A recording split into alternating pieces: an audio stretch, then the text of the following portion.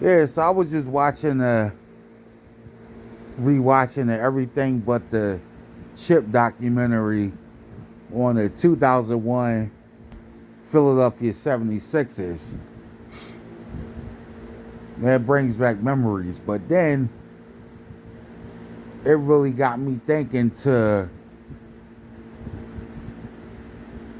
afterwards, like after that season, and really the rest of Allen Iverson's tenure as a Philadelphia 76ers through the rest of his prime years anyway, as a Sixer. Because, he should have retired the 76ers, should have played there his whole career. And I always tell people that. People like that little stint he had in Denver with Melo was cool. I was rocking with Denver those couple years he was out there. They was a fun team. I used to ball out with them on NBA 2K8 and NBA 2K7 and 2K8. I balled out with the Nuggets. They had a little squad. But man, for real, it should have never happened. AI should have played with the 76ers his entire career. But, he got a raw deal. And as sad as, it pains me to say it, but that 2001 run to the finals, his MVP year, really put him on the map. And he was the most beloved player in the NBA. And he was celebrated even though the Sixers fell short to the Dynasty Lakers in the NBA Finals. He got a raw deal, and this is how he got a raw deal. That summer of 2001, the Sixers, I've never seen a team, a finals runner-up, more celebrated than that 2001 Sixers team. I never seen a team more celebrated that was a finals runner-up.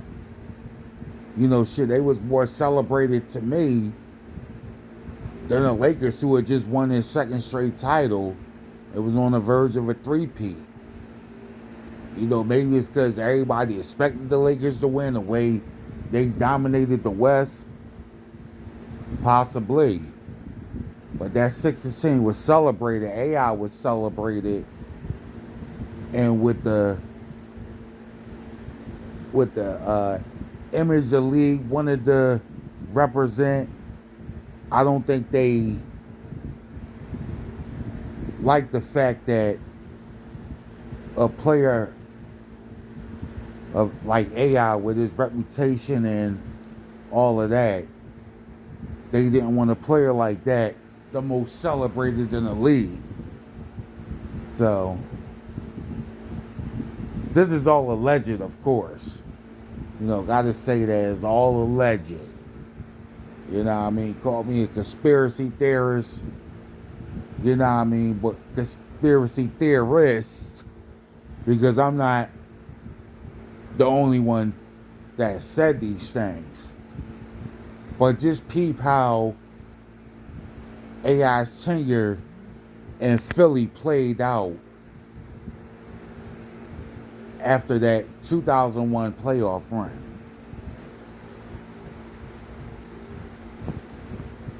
Even with the moves the Sixers made that off season, people will say, oh, they messed the roster up. But no, the team they came back with the next year was just as good. Derek Coleman was older. He didn't have the best work ethics. But on a good night, he would get you 20 and 10. That, you could say that. He would get you 20 and 10.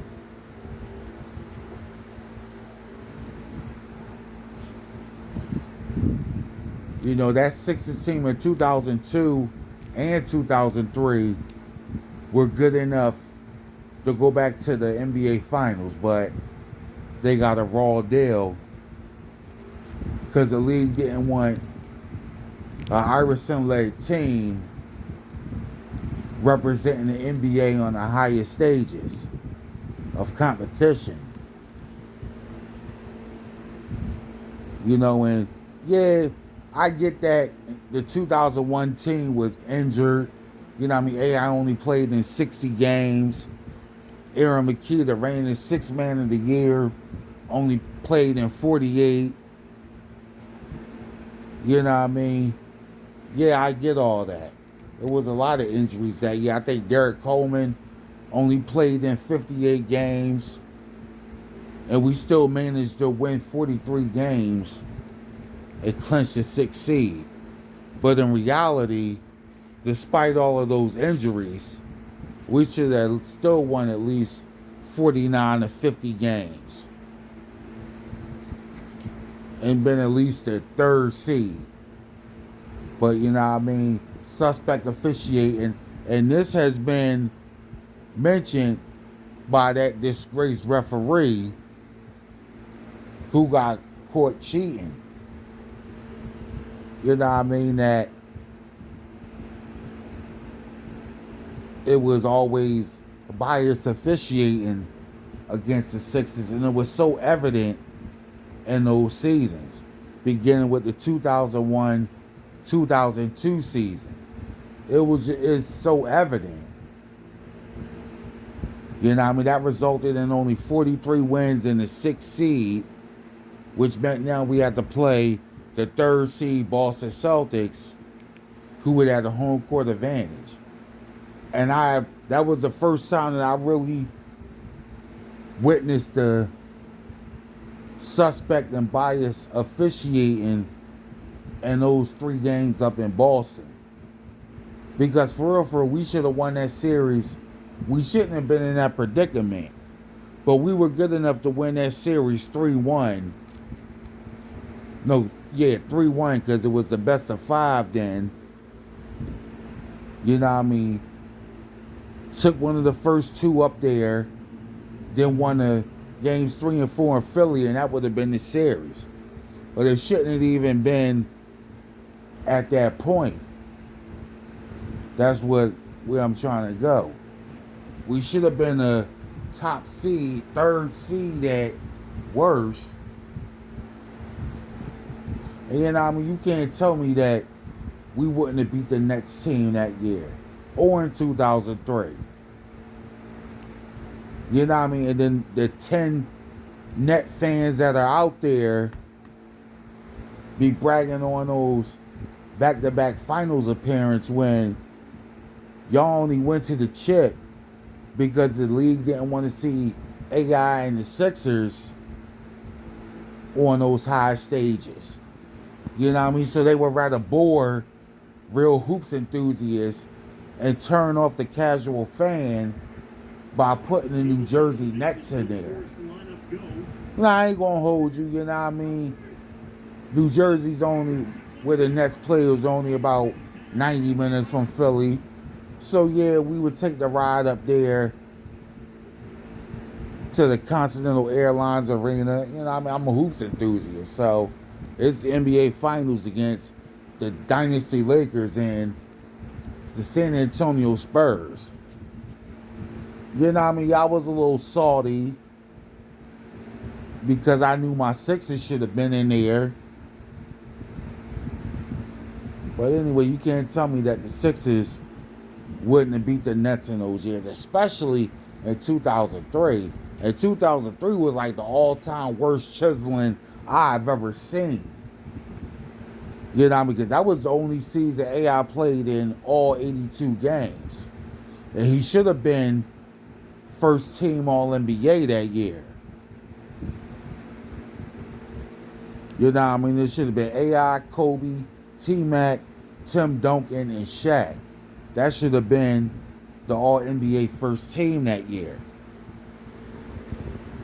You know what I mean? But again, AI got robbed. He led the league in steals for the 3rd straight season. He didn't win a scoring title. You know what I mean? But he was still averaging 27 a night. You know what I mean? Eric Snow had a great year. I think that was Eric Snow's career year. Like I said, we had a great team that year. You know what I mean? That's the year we really should have been the first seed. But we wound up with a fourth seed due to bias officiating and blown regular season games that resulted in a loss. But anyway, the first round against the Hornets, AI goes from 55 in game 1, 45 in the game 6 clincher in New Orleans. You know what I mean? I went down there. That was my first time in New Orleans. Down there for that game 6 clincher. And the second round is where the chiseling started. Because even though we shouldn't have been in that predicament to play Detroit, we should have won game 2. Came back to Philly, won 3 and 4. Even if they took game 5, we would have won it in 6.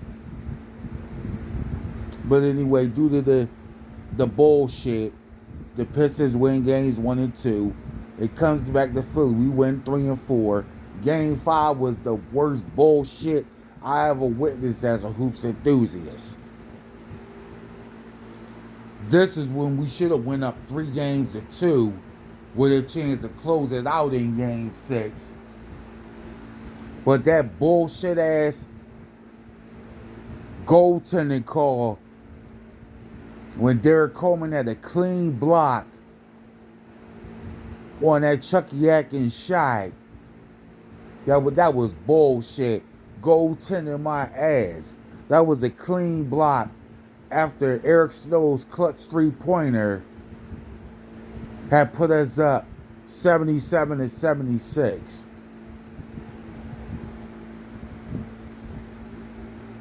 Man, I remember I got so mad that I threw the phone through my TV. I had to go out and buy a new TV.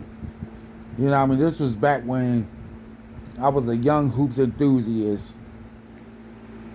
And you know what I mean? My passion, pride, and intent for the Sixers used to have me wild out like that. But that is 20 years ago. But that's the worst bullshit I had ever witnessed as a hoops enthusiast. You know what I mean? In game 6, more bullshit. Pistons winning overtime. And that was the last time the Sixers were in the second round until 9 years later. 2003, 2004, to me, that was like a bitter, sweet season. The sweet side of it was because as a hoops enthusiast, you know what I mean, you had the arrival of LeBron James, Dwayne Wade, Carmelo Anthony. You know what I mean? The Lakers had Gary Payton, Karl Malone joined the team, and they had their little super team thing, and everybody was predicting they would win the title. You know what I mean? It was post Michael Jordan again. So now it was interesting to see what that season would be hitting for. You know what I mean? And the bitter side of it was because the Sixers only won 33 games, missed the playoffs. AI only played in 48 games, started 47. The whole failed Randy Ayers experiment. Chris Ford coming in, a former Celtic at that, coming in and fucking up shit by disrespecting AI. Talking about he got to come off the bench. And that was that, and it was in Detroit of all places against Larry Brown, who not only leaves Philly for Detroit, but Detroit had just knocked the Sixers out of the playoffs. Larry Brown joins them and leads them to a championship the very next season, while the Sixers sink to a lottery team. Like, as a Philly fan, that stings. And then back to the Sixers Nets thing. So you mean to tell me that the Nets sweep the Pistons, sweep them 4 straight, after the Pistons beat the Sixers 4-2? Meanwhile, the Sixers would have beat the Nets 4-2 in the playoffs if they would have matched. No matter if Philly had home court advantage, Sixers win in 5. If the Nets have home court advantage, Sixers win in 6. Either way, the series would be clinched in Philly. There was no way the Nets team was touching us that year. But yet, here they are back in the finals after sweeping Boston and Detroit, a team that just beat us. Nah, make it make sense. The league hated AI. They didn't want to see him on top. Facts over feelings, it is what it is. This is to the 10 to 15 Nets fans that are out there that'll be like, we earned it right. Jason Kidd was the best. No, he wasn't. And there's no disrespect to Jason Kidd. You know, but he wasn't better than AI. Stop it. You know what I mean? The 2001 Lakers are better than the 02 Lakers. The 02 Lakers swept the Nets, while we at least got 1 win on the Lakers. It would have been 2, possibly 3, if we were healthy. But anyway, it is what it is. But yeah, 2003, 2004 was a bittersweet season. You know, to see the Pistons win a title with Larry Brown as a coach. Then the next year, you know, I mean, we benefited in the lottery, drafted Andre Iguodala. You know, I mean, now the 4-time champion, just retired. Shout out to him. You know, I mean, part of that Golden State Warriors dynasty. Matter of fact, here's a big reason, definitely for that first title. It played a key role on the next 2 titles during the Durant era. But yeah, we drafted Iguodala. He had carved out a pretty good Sixer career. You know what I mean? A lot of Sixer fans they hate on him because of the contract he got while he was here. But I think he was a pretty good Sixer. I got him in my top 15. It is what it is. And people, they like to talk about, oh, we only got out the first round in 2012 because of Derrick Rose, whatever. That's a topic for another video. But in the meantime, Iguodala had a pretty solid rookie season. We traded for Chris Webber. And that's another thing. The Sixers always give up too much in trades. Yeah, C-Webb was cool. He was a nice addition.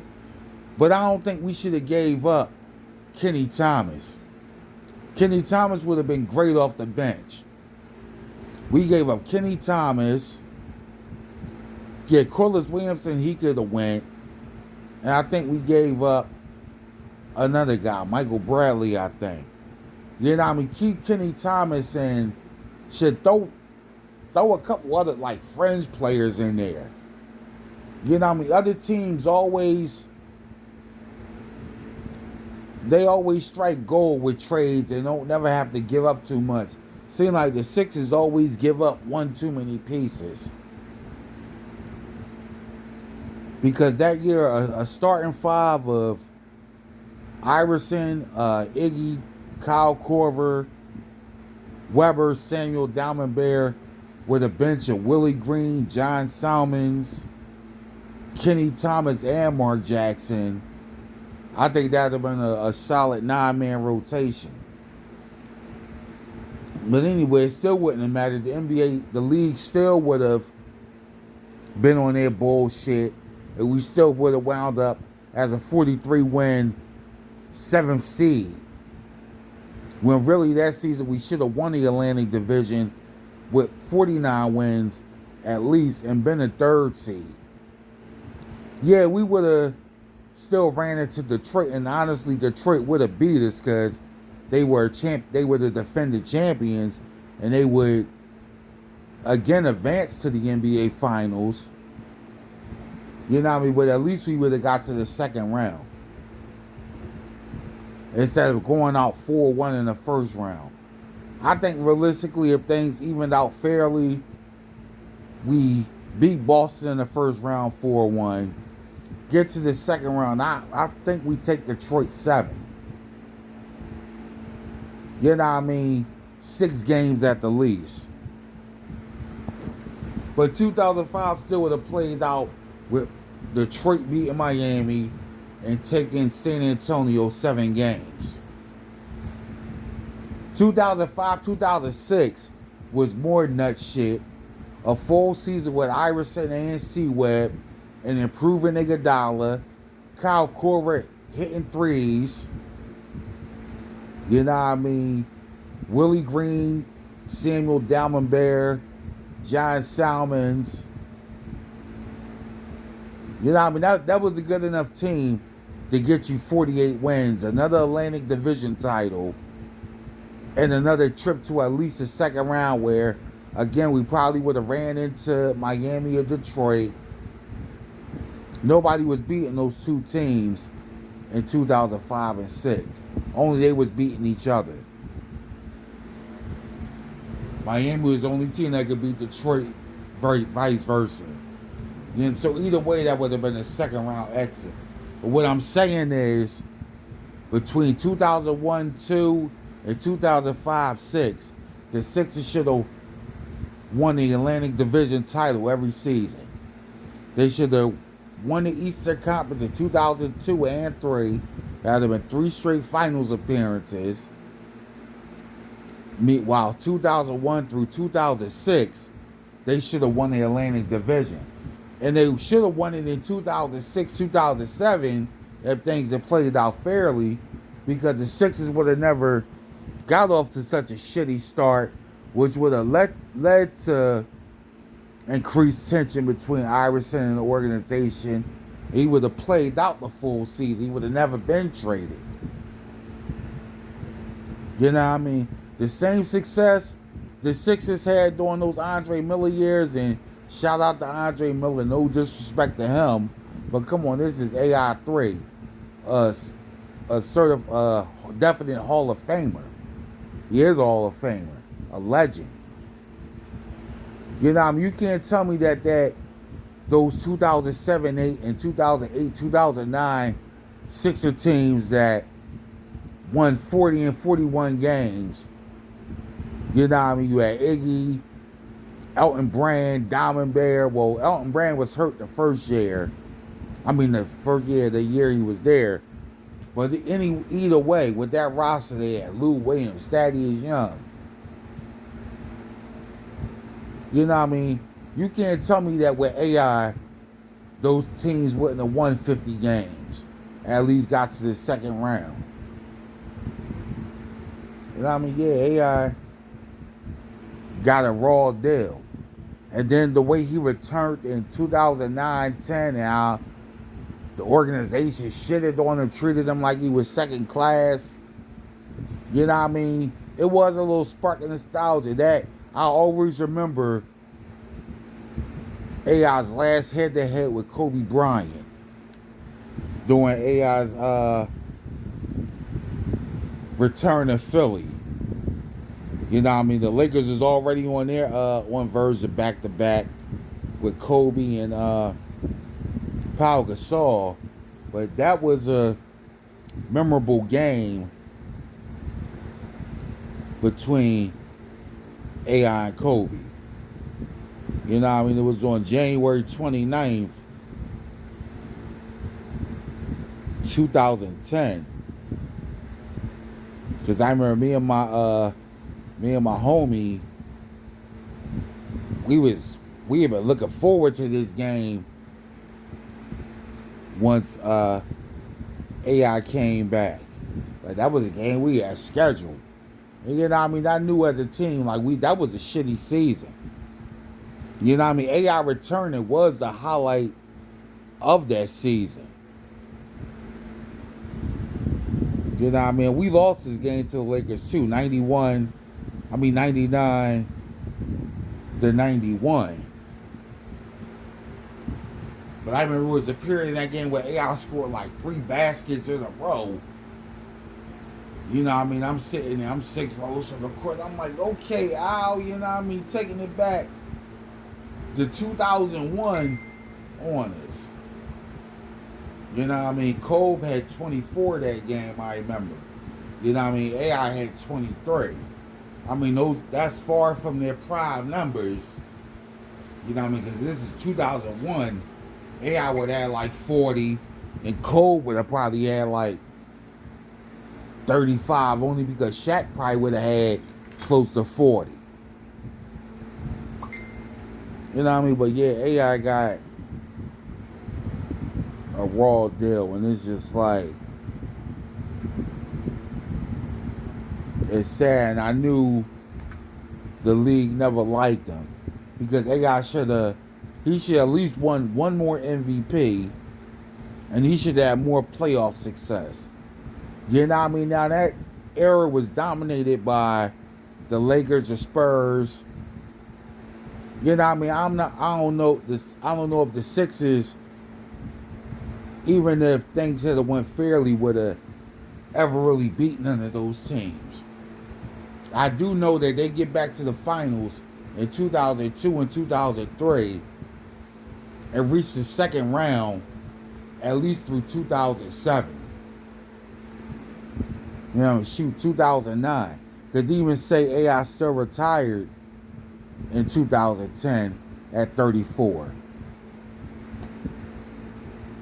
You know what I mean? That's quite a possibility. You know what I mean? I think with the way AI played the game, 14 years would have been a lengthy career, but it should have included a couple more accolades and definitely more playoff success. You know what I mean? But nonetheless, AI3 is still a legend. I have him in the 76ers GOAT tier with Doc and Wilt. You know what I mean? Anyway, this was just a little Sunday Talk and Squawk with your boy Hawk. More content coming. Hawk out.